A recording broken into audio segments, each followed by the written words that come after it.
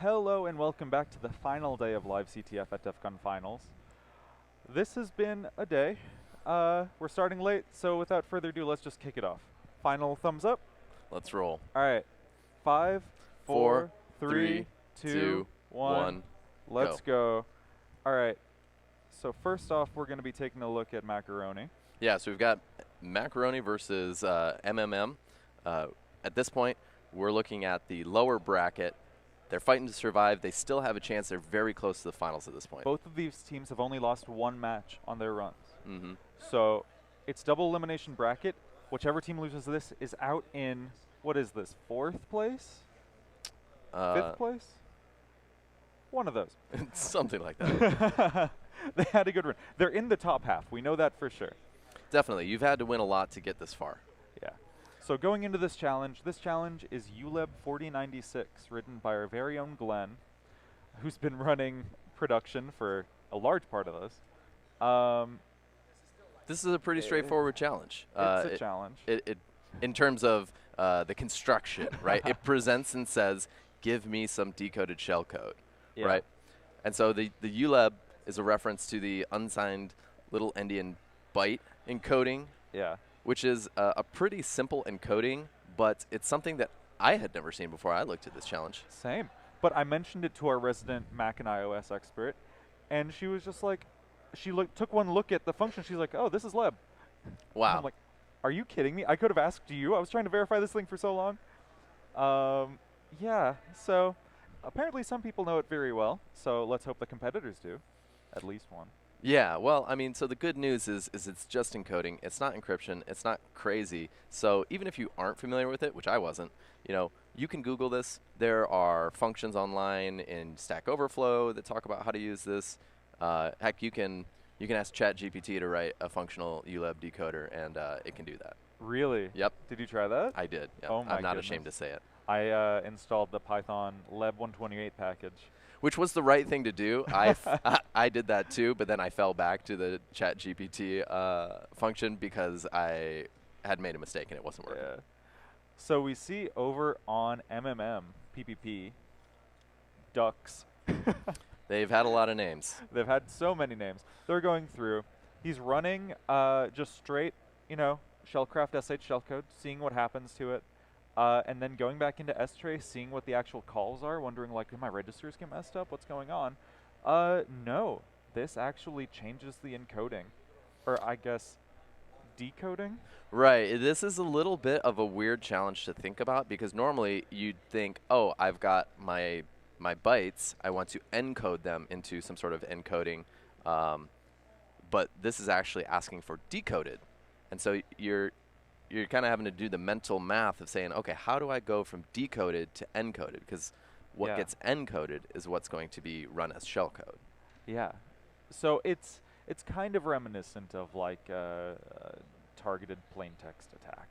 Like, it's really weird. It's mental gymnastics to get around. And actually, over on Mhackeroni, they're looking at the leb 128 Python package we were just talking about. It's just a matter of time. And I was thinking about that. I was interested to see how long would they look at the challenge before looking at the encoding, because it's definitely necessary to look at the encoding in this one, because the encoding itself enforces a constraint that's actually very difficult for shellcode, and really I think is the crux of this problem.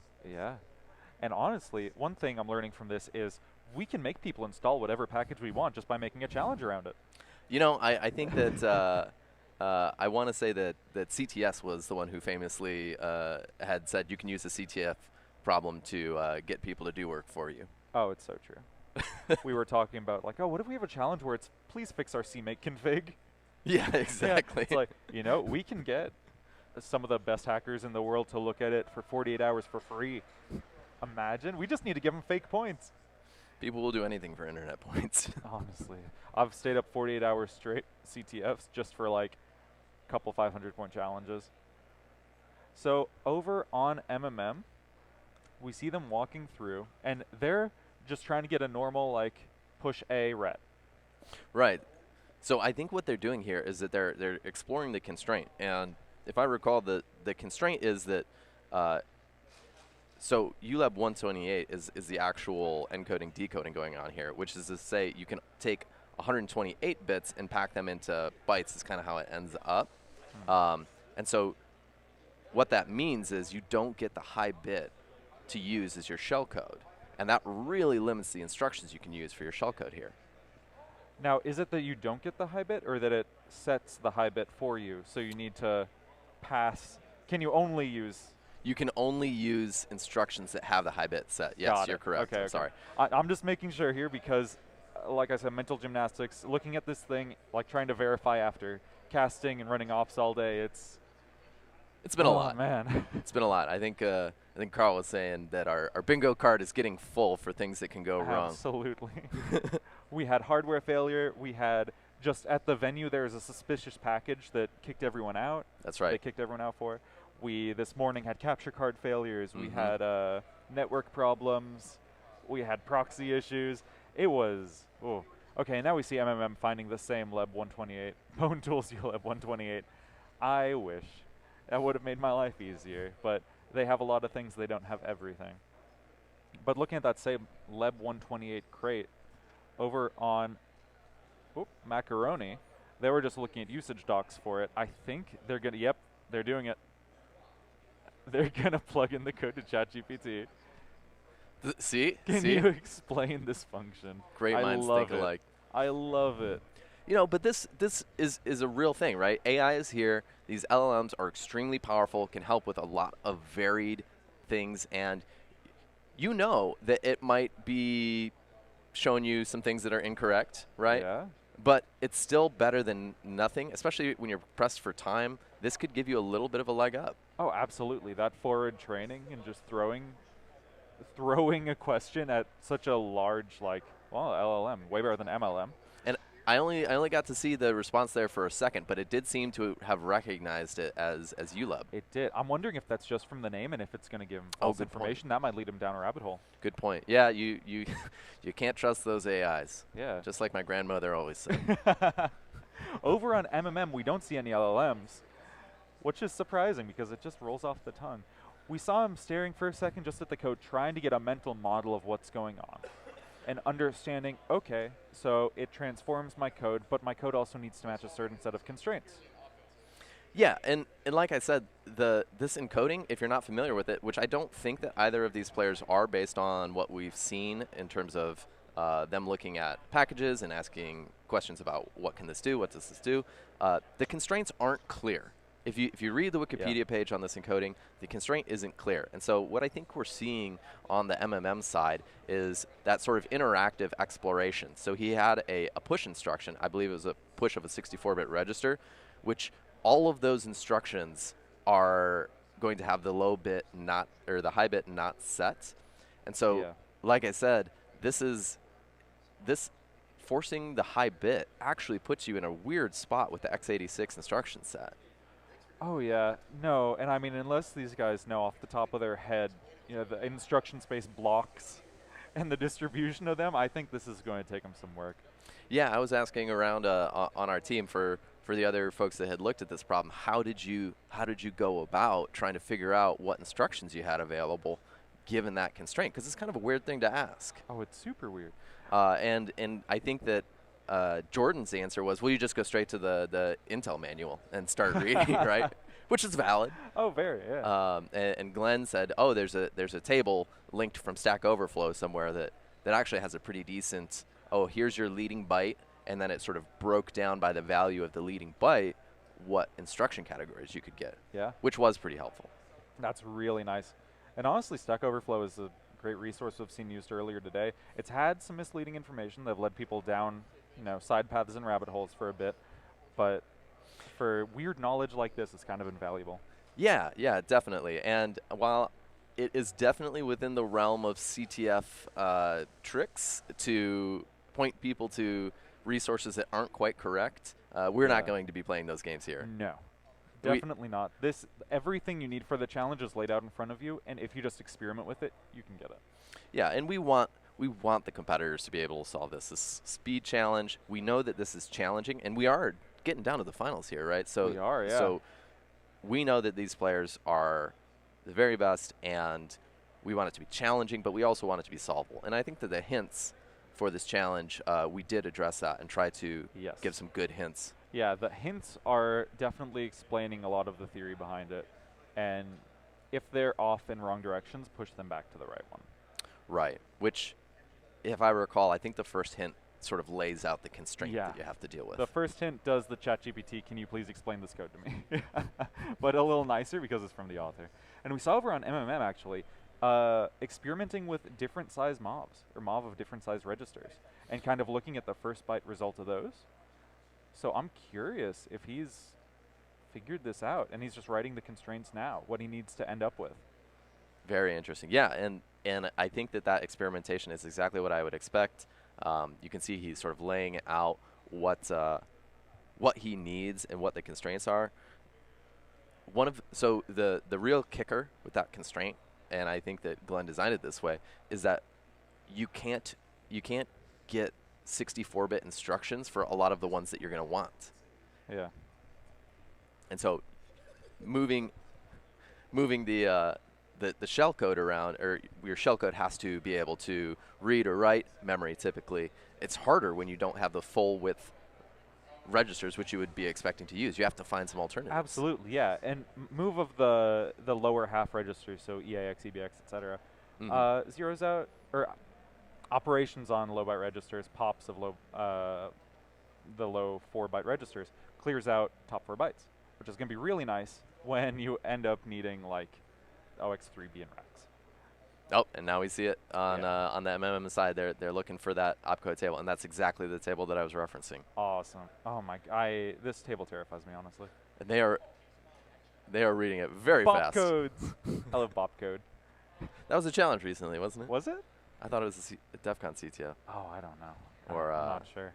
Anywho. Okay, but let's see. So I honestly have no idea what he's writing in this. I don't know what that syscall equals OX05 CD88 question mark like. I believe that he's laying out what the bytes are for the syscall opcode. Okay. I think OF05 is syscall. Okay. Well, honestly, oh man, I don't look at bytes for disassembly anymore. We have like on trips to CTFs done just kind of like back and forth trivia of like who can name more opcodes to bytes, or like is this a company thing? Instructions to bytes. In RPISec we did this. When we were taking the train to and from Seesaw and stuff like that. Oh, and see, this experimentation is exactly what I think you're going to see on both sides. Is how do I do clever little things where I can set the bytes just right, or at least get that high bit set. What can I do to have equivalent operations, or at least get the primitives that I need to shape a shellcode without breaking the constraint? Yeah, absolutely. And it looks like he's finding some really funky instructions to work with here. Over on Mhackeroni, we see experimenting in the same sort, a little more targeted. It looks like they're trying to get generic control of written bytes. Instead of targeting exactly what they need, they're trying to come up with just a system for writing arbitrary bytes. I got stuck on this for a long time because I didn't focus on writing, just one instruction at a time, get the state closer and closer and closer. I tried to make a function to just decode, that's so weird to say, decode my shellcode into the right form and then push it to the server. So I'm hoping Mhackeroni does that here. They have, it looks like just a pwn template thing. Yeah, well, that's really the two approaches I think is that I would expect to see on this challenge is, on one hand, just start experimenting and see what makes it through, and then the other side is the more static approach, which is let me understand the encoding really well, and then I can write a function that will allow me to pass whatever I want through unscathed. Yeah, but understanding the encoding that deeply, it sounds fairly simple, but looking at the code, your brain gets kind of jumbled because it's just so much bit shifting, ORing, and spacing that it's easy to lose track of where you are and what byte you're working on. Yeah, we see here. It looks simple, but if you actually trace through the path, it's funky. Yeah, it's simple enough, but when you're under this kind of time pressure, you really do feel like, man, how much time do I have to sit and think about this and really understand it? Yeah, exactly. And I think, yeah, we see anger coming out. Oh, now that is an interesting idea. That's a very interesting idea. None of us tried that as far as I know. No, and it's just encoding, so there's nothing that should really stop anger from working. It should be able to solve right through that. But the question is, you still have to have some shellcode that's gonna run unscathed. You do, but I'm wondering if this is going to be able to find a way to write arbitrary bytes. Because if you can just use the shellcraft sh and it'll write arbitrary bytes for you, you know, who knows? Well, you won't be able to use the shellcraft sh actually. It'll probably return that there's no like path available. Right. I think if you were trying to push things that aren't going to be possible with the constraint through, anger is just going to come back and say this is it's unsat, it's not solvable. Yeah, and actually Z3 would be pretty good for this too. Well, we'll see how that works out for them. Over on the MMM side, we're looking at the encoder. This is definitely what the reference solution sort of did, which was understand, can I have a limited set of operations that allow me to write out or encode, decode? I think they're going to do self-modifying shellcode. Yeah, I definitely. think that's the approach they're doing because they're looking up like Puntools Zor tools. Yeah, and that would totally work if you can write a short decoder stub that stays within the constraint. Then that's a great solution. Oh, that's super smart. Yeah. Or even if you get like an off by one instruction, then you just ink ink RIP. Yeah, I want to say ink RIP and not. So I guess add RIP too. Okay. Oh, and so now we see that this is a key insight that we're looking over on the MMM side. He's realized that he doesn't have access to RSI, RAX, but he does have access to EDX, ESI within the constraint. That's key insight. And now this is great progress. And trying to mix and match, see what the different first byte turns out to be. Right, and he's using sub as the operation, subtract instead of move, because maybe you want to fix up by using or write bytes by subtracting constants. There's a lot of different ways to do this. Oh, there are so many different ways. I mean, as far as I know, x86 is Turing complete. I was really waiting there. I'm like, oh god, no, that one fell really flat. Okay, so we see, I think in that shellcode there was still a V, where would that be? No, that has upper bit set. Yeah. And I remember looking at the load string instructions. That was definitely something that I explored. No, V is OX70 something. It's before OX7F, so it doesn't have upper bit set. That's right. Yeah. That good old 7-bit ASCII. Oh god. Good old and ASCII should never belong in the same sentence, honestly. Let's switch to UTF-16 for everything. That's a way better encoding, right? I prefer the every byte needs 2 bytes and the second byte is a null.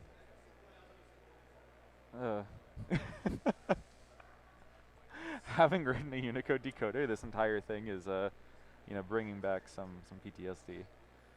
You know, encodings is I think encodings has to be one of the least favorite topics of most hackers. I don't know anybody that really loves encodings. Yeah, take this concept, transform it into an entirely new space, and then operate on that. It's easy, right? Every programmer wants to needlessly complicate things.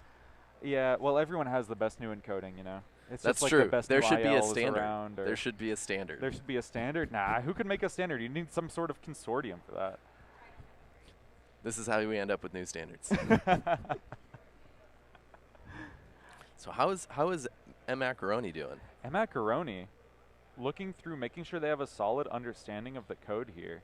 In IDA dark theme, this makes it really easy for us to keep track of because we have light theme versus dark theme. I do appreciate that. Yeah, light side versus dark side. I'm not taking sides by saying that. But looking through, leaning back in the chair, understanding, okay, so it's 7 bits per byte, but you encode it, so you need to pass a normal byte, and it only takes 7 bits from that and sets the top bit. That's right.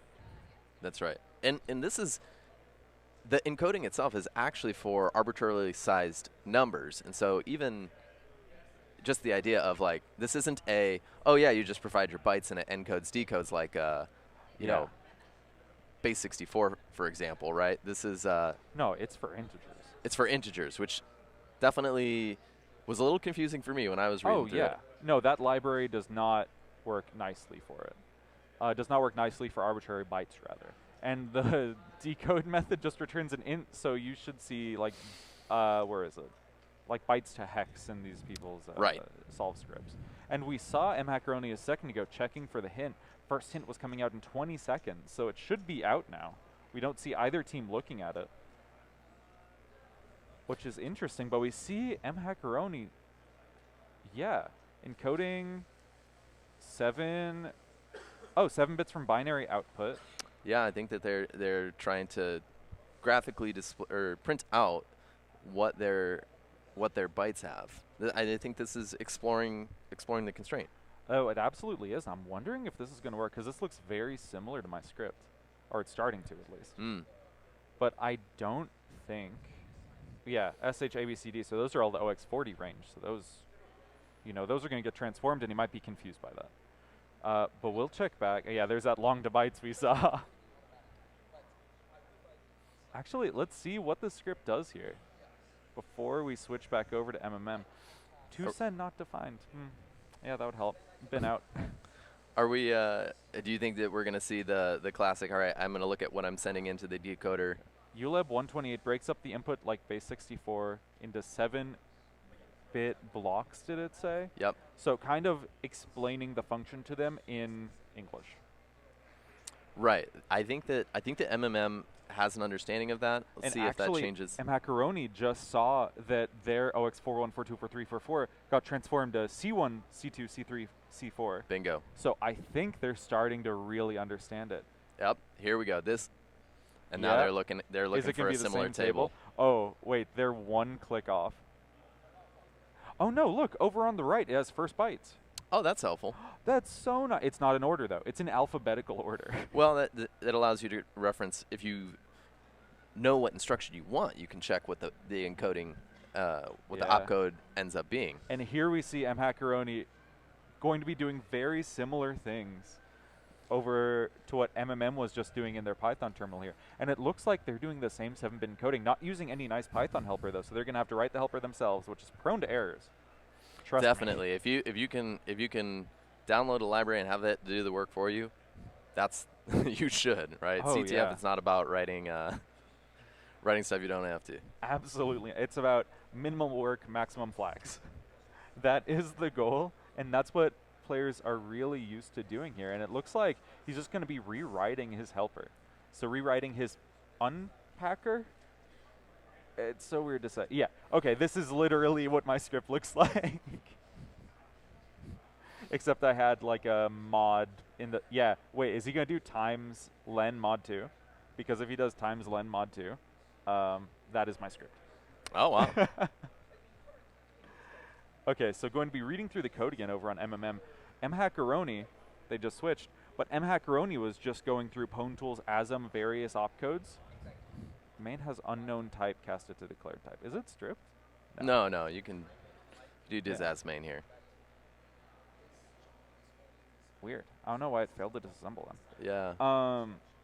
So they're going to be breaking on the call and trying to understand what's going on there. Yeah, because if you look at the disassembly of main, you see that it basically ends in a call to a register, and so everything's set up. It's just putting the shellcode into a buffer and jumping to that buffer. Yeah, there are no complicated states to get there. You're going to have the same register state. There's no randomness. There's randomness in ASLR and stuff, but you have fixed register entry state. And now we see mhackeroni really doing exactly the same thing we saw MMM do, which is let me see what the bytes are for a bunch of instructions that I'm going to want to use. Absolutely. And they're going to be going through that for a bit. Over on MMM, you see he finished writing the repacker. Unpacker. The unrepacker. And is going to be going through finding the right instructions to put there. His shellcode is not assembled instructions. It's just bytes. He's just writing the raw bytes, which honestly makes sense because that way you don't have to go back from assemble shellcode to integer back and forth and try and keep a mental model of it. It's just laid out clearly for you. Yeah, that was something as I was working on this. I definitely had. I wanted to see the mnemonic. I wanted to see the opcodes. It was. There's not really a good tool for that I can think of. I don't know. I'm sure there's one out there, but I haven't used one as far as I know. I mean, I did some work in Binja, just assembling stuff in and then doing show opcode bytes. Yeah. And then that was my play for a little bit. But this is not an easy thing to do. Yeah, I was working with like disasm.pro in the browser, Yep. just because I'm a browser tool kind of guy. And just typing stuff in, seeing what top byte is, moving stuff around, you know, similar to what we saw these players doing earlier. And it looks like, okay, MMM just getting calls right. Yeah, passing bytes of int, man. I mean, the speed at which that they're putting these things together is really impressive. And I mean, there definitely is an argument here because the encoding's not really complicated.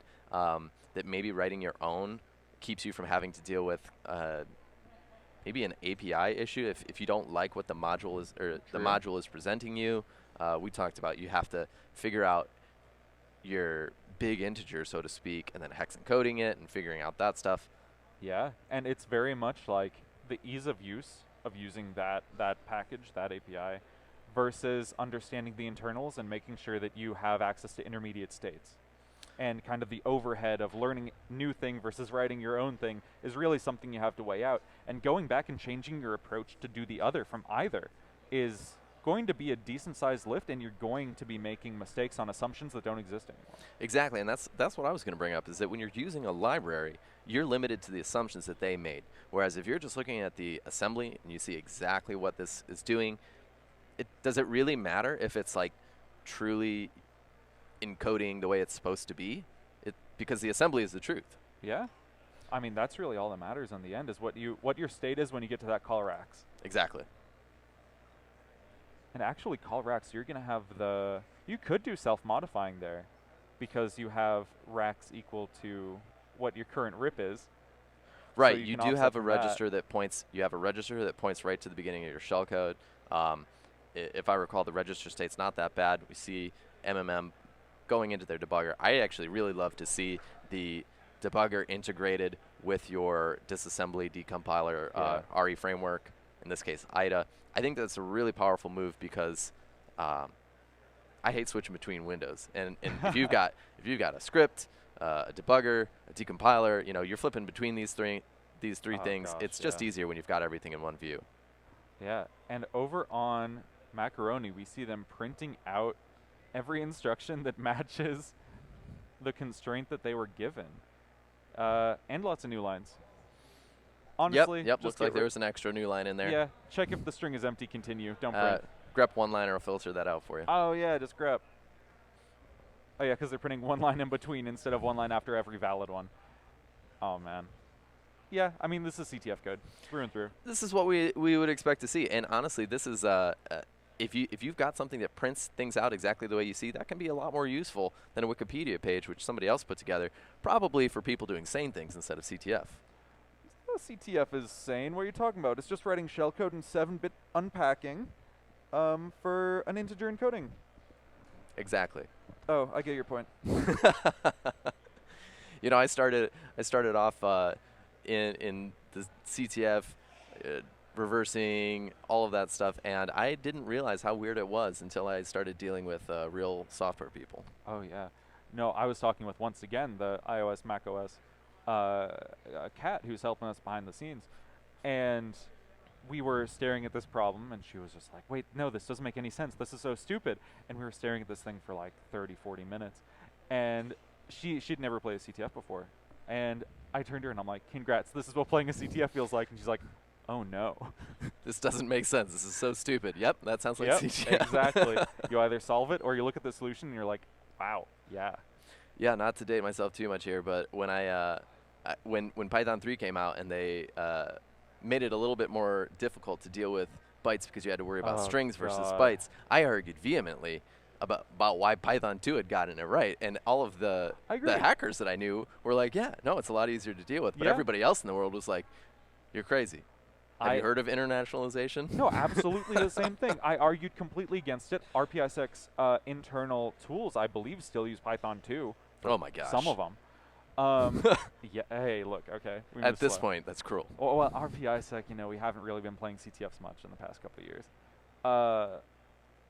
But yeah, I argue completely against it, and now I'm like strong Python 3. Like. Me too. Yeah. Me too. Now when I see tools that are still written for Python 2, it's like, hey man. Yeah, it's kind of like, come on. I had to switch my code over. You do too. Python 2 was EOL. It's been It's EOL true. for a It's while. true.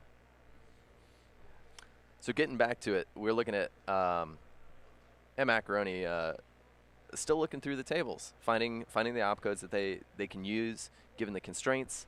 Oh, going into XMM registers. Wait a minute. Oh, clever. I wondered about that. Oh. I didn't explore that myself. Gosh. But I thought maybe you could use these extended registers. They are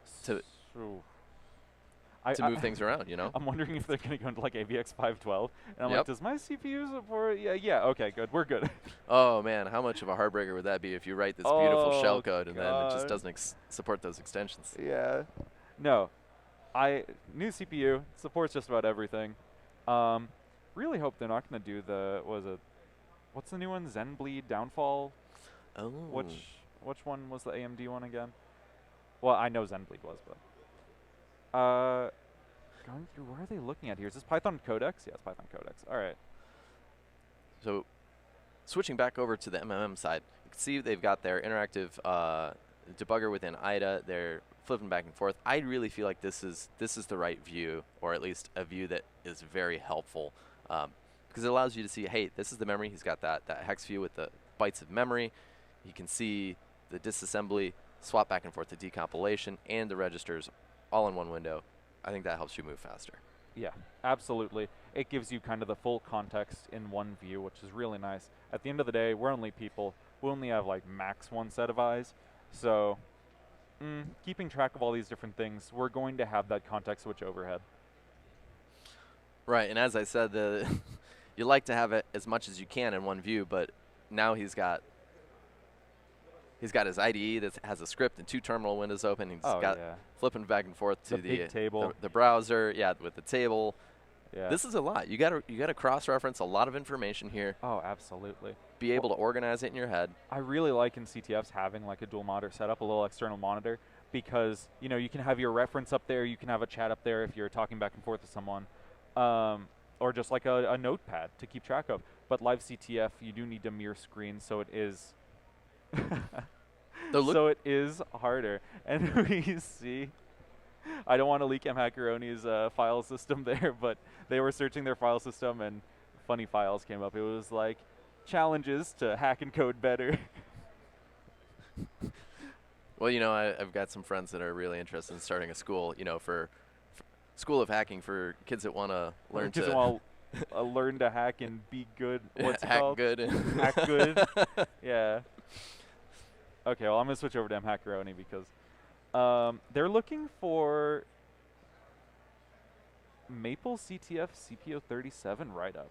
Oh, I think that they're looking for a reference solution to another challenge that might mirror this one. Carset constrained shellcode, another challenge, and I think they're hoping that they can just plug the constraints in. CPO 37 not found. Oh yeah, look, they're like, I solved this challenge before, right? Mm-hmm. Like I solved one very similar. So they're trying to find their own solution on GitHub because they couldn't find it on a file system. That's pretty good when you have that kind of flashback and you're like, wait a minute, I've been here. And I think that that's really a thing in the CTF community, is that if you have played a lot of CTF, you kind of have that knowledge bank. You've got an understanding of what are the kinds of problems that people ask you, and you can pull different pieces, even if it wasn't exactly the same challenge. Maybe you can pull like a real slick encoder or a bit of shellcode to do a very specific thing. Oh yeah, or a Z3 script would be gold. Exactly. Yeah. But going through. Yeah, no, I mean, I know personally my CTF folder, I have some of my CTF solutions upload to GitHub. The other ones are too gross for me to upload. And I think that folder is like 5 gigs now. It's giant. Oh. No. I thought I saw, a controlled exit there. like setting racks properly, but Mm. it looks like it was just, yeah, exit 0. Oh, but it looks like they might have code then if they like got a proper ret. Yeah, looking at what they're doing. Oh no, I'm looks sorry. This is their own code. right. I was thinking they might be compiling something and then ripping out the bytes for it. Oh, they could, but they still need to either jump to a read Mm-hmm. or, well, yeah, wait, no, because they need to move racks RDI, and then they need to unset other args, and then they need to read.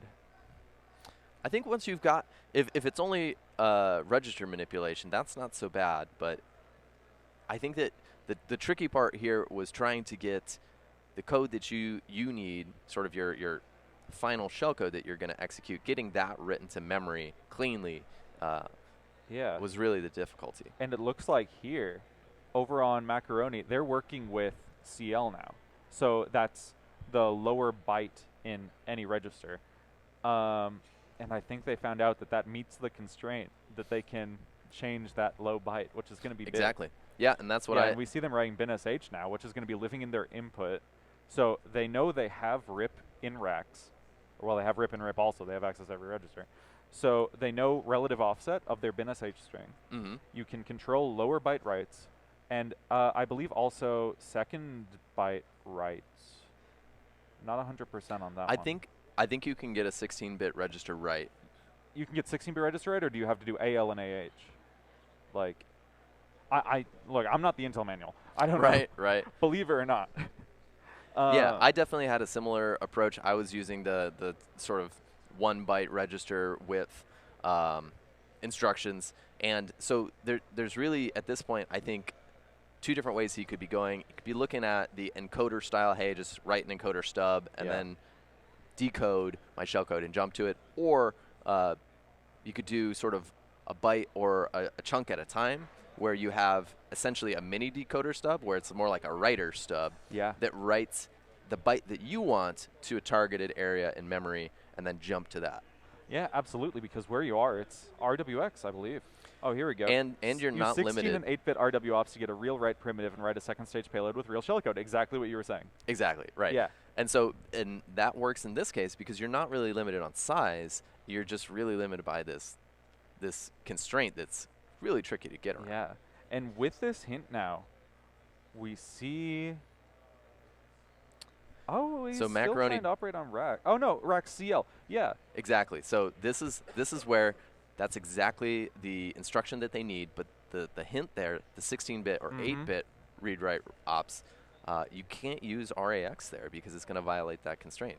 Yeah. But you can use things like EAX, the 4-byte width operations for writing to memory should work.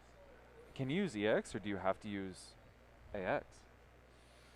I believe you can use something like move, dereference, EDX. Oh, the deref. Oh, okay. So the deref might... You're right. I'm going to trust you on this because, once again, not a disassembler. But we still love you anyways, Josh. oh, thank you so much, guys. Even though I don't have 8,000 pages and so many mistakes. Some of my best friends are manuals. I have a friend named Manuel. Move, byte point. Okay, so their format string is broken. So they need to add brackets around the J. So we'll see them figure that out eventually. There's a lot of experimentation. It's so much easier being a commentator, honestly. I mean, I definitely banged my head on this challenge for a bit. Oh my gosh, same. So the hints are released at 20 minutes in and 35 minutes in. So that means we are max like 15 minutes away from sudden death. That's right. Yeah, we are getting near the end. We knew that these challenges are hard. Sudden death was sort of always on our minds as it might come down to that. We're hoping that that's not going to be the case. I have faith in our competitors here. I think that they're going to figure this one out. I think they are. I think they're both making really good progress towards the final goal of setting up that second stage payload. Well, final goal. Towards the intermediate goal of making that second stage payload.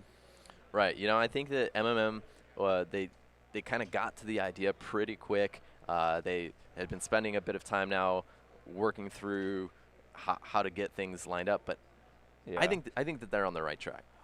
Yeah, well, I see a lot of Zor D-word pointers, you know, RSP plus OX7B89, like these random offsets. So I think they're getting close, but they might get hung up on some small details of like, I have a null byte in the middle of my shellcode somewhere that I just missed. Yeah, it's always something that you can just have the littlest thing mess you up, and if you don't catch it, or you've got like 99% of the solution, right? That totally happens in And CTF. absolutely, in this challenge, those mistakes are cascading. They will mess up everything Right. after them. You know, potentially around them, like on either side too. So catching one is going to be hard, and you might just think to yourself like, I'm messing all this up. What I really liked doing in this challenge was setting up a known good beginning right that was just garbage. You know, it was a bunch of nops. It was just a bunch of A's, whatever, just to make sure that my write primitive still works. Like, I can still write that first stage shellcode. Yeah, I think that there's a lot of this is one of those challenges where you want to have those sanity checks. I definitely was printing out my disassembly. I was checking the hex dump every time I ran it. So if something did change, I would at least be able to see, oh, the pattern changed there. Something went wrong. I got to go back and fix that. Yeah, like I'm doing stir of bytes instead of .decode or .encode. God, now this has me backwards. Again, this is a challenge that on the face of it seems simple, but is actually really kind of a mind bender and a weird constraint that. It's a simple concept with really hard execution. Right. And I think all of Glenn's challenges kind of follow the same principle of, you know, it's this kind of a little away from normal idea, and you're like, oh, that's close enough. I can just do this. And then you get to actually implementing a solution for it, and you're like, oh my god, I know nothing about computers. Computers were a mistake. Yeah, I think that this is one of those challenges where it's like, I know what I want to do, but I just can't do it. And that's how I felt when I was working on this. Yeah. No, absolutely same. I really had the layout down, but actually writing like that first stage payload was not a good time, and it took me way longer than it probably should have. So it looks like MMM debugging their writes not working out quite right. And okay, so here over on Macaroni, we see them using debug assembly, which is a great feature of Pwn tools. And just trying to figure out, they have a move racks a. Oh, they're trying to figure out what the. They're trying to make a stack frame via enter. Oh, that's clever. Yeah, I wonder. I mean, you could srop here, sigrop, but I'm not 100% sure if that's what they're gonna go for. That seems a little overkill in my opinion. Well, you know, I never count the competitors out for coming up with clever solutions that we didn't expect. Exactly. Yeah. The And it could be easier for them. Like they might be like sigrop masters or something. Sure. And they're just like, I don't know how to write shellcode, man. Yeah, they could have been like, no, I invented this technique. I don't know. Yeah, really, really. Well, I mean, we have Jinmo on MMN right now, and we were talking about it. He had a solution yesterday that was, I think, 8 minutes. And we're looking at each other, and we're just kind of like, did this happen? And we look at the username on the screen. It says Jinmo, and we're like, oh, yeah. Okay, that explains it. Yeah, we've got some truly impressive competitors here. Absolutely. Really. Anybody who has won against this many other competitors at this level, Yeah. top tier. Exactly. No, these are all fantastic hackers. We need to point that out, that these challenges, they have little to no time to get acquainted with them. Their mind is still on, you know, the challenge they've been staring at for the past 12 hours in DEF CON CTF, you know, the non-live version. And just, they have so much going on in their mind. They have someone sitting directly across from them that they're hacking against. And even that adds its own stress. They're on stream. That adds more stress. It's a foreign concept, you know. They don't have tools set up for this. They don't know that, like, oh yeah, this is normally like a Pwn CTF, like DEF CON Finals usually is. It's new territory for them. And I think that can be really daunting. And the first step in this isn't getting acquainted with the program. It's kind of getting your bearings and resetting, you know, getting focused on what you need to do and the order you need to do it. Yeah, DEF CON CTF, it really could include challenges in any weird area. I mean, I think we had a competitor ask us, hey, can you specify what architecture Yeah. This is on, and so far we've only seen x86, Yeah. but with the finals, anything goes. Well, we Whereas had your Python shellcode challenge too. that's true. That's true. Which Yeah. Well, we technically you didn't need to care about the native implementation, but we had people walk up to us. I don't know if you know that, but we had people walk up to us, and the category we gave them was Python, I think Python shellcode. okay. And they walk up to us and they're like, "Hey, can you be more like specific? What exactly does that mean?" And we're like, "What do you mean more specific?" And it's like, "Well, like, is it Python read into shellcode? Is it like shellcode that has to be valid Python?" And we're like, "Dude, you have an hour for these challenges. It's not going to be like Python bytecode that's also valid shellcode." Though. Oh, was it? No, it would be interesting Oh, to that try would be something like interesting. that. I was there. I'm like, did we do that to them? No, no. It was so in that challenge, you didn't need to go low level. You could just ask Python to compile to bytecode for you. Yeah. Okay. Okay. No, I didn't think we'd have them, do a polyglot challenge like that.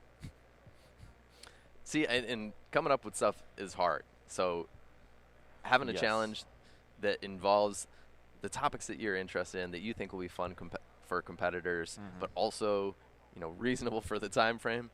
Yeah. It's not always easy. Well, we were talking, just organizing this, that I think writing the challenges is easy. Coming up with the ideas is hard. And then talking with Glenn and Carl, I think, they said, "Oh, the ideas are easy. Writing the challenges are hard." And I'm like, "Wait a minute. It's very much like, you got chocolate on my peanut butter. You got peanut butter on my chocolate." Like, it's the perfect team that works out. And that's why it's great to have people that think differently on your team. Oh, yeah. And if we switch back to the MMM side, it looks like what they're doing is having a handwritten decoder there that's just decoding a D word at a time via XOR. Oh, they're just Zoring. So they're just only using shellcode that doesn't have top bit set.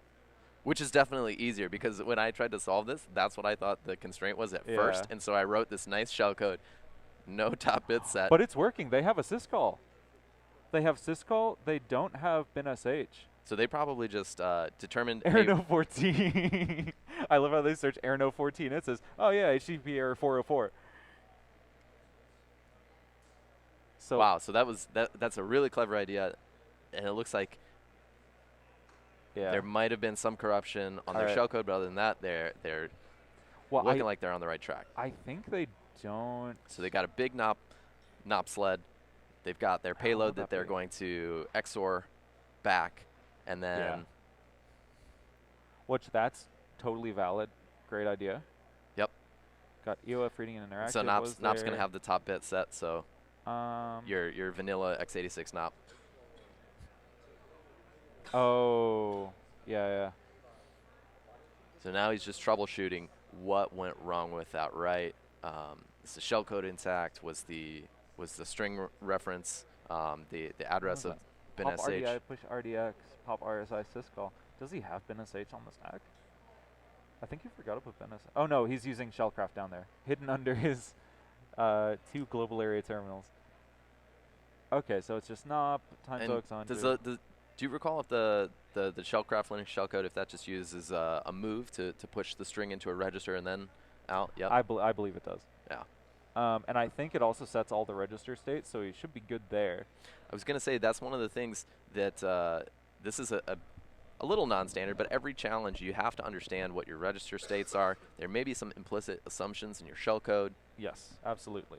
But I think it's really nice that the path to your shellcode being executed is so simple that you don't really need to worry about any randomness outside of ASLR. Stack offset is already in a register.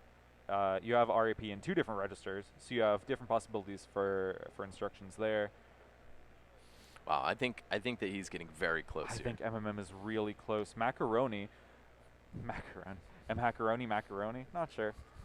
Still looking at instruction encodings, trying to figure out which one they can use. It looks like they're iterating through all the possible registers and figuring out what can encode correctly, or what can encode and match the constraints. Yep, and like we mentioned, all of those R prefixes on those registers indicating the 64-bit width. Pretty sure that those aren't going to be able to be used with this constraint. Oh, and it looked. Oh my God! Wait, they just got immediately. MMM just immediately solved. Did they solve?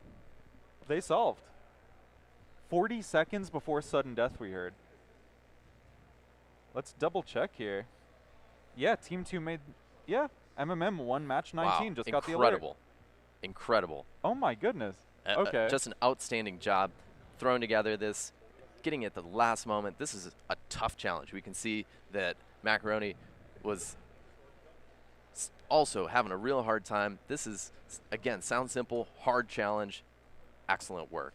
Very close for a long time there, and then MMM really had the idea of setting up their second stage payload using XOR, which low byte encodings or top bit unset is going to be a lot easier in 64-bit x86. Yeah, I think they just did XOR -1 because -1's going to have all the bits set, and then away you go. And then you just flip-flop everything. Yeah, they had 40 seconds left until sudden death. Wow. That's crazy. So that could have been really close. That could have been a big upset in sudden death, too. Well, a great challenge. Outstanding job to our competitors. Absolutely. Difficult. Came down to the wire. I'm glad we got to see that solve. And so MMM will be going into the finals of the lower bracket. So they'll have a chance to fight all the way back to the finals and maybe even win it. We'll see. Maybe see them in grand finals against one of Hype Boy and Straw Hat. Coming up next, we're going to go ahead and get those teams swapped over, and we'll see you back for the next match very shortly. All right.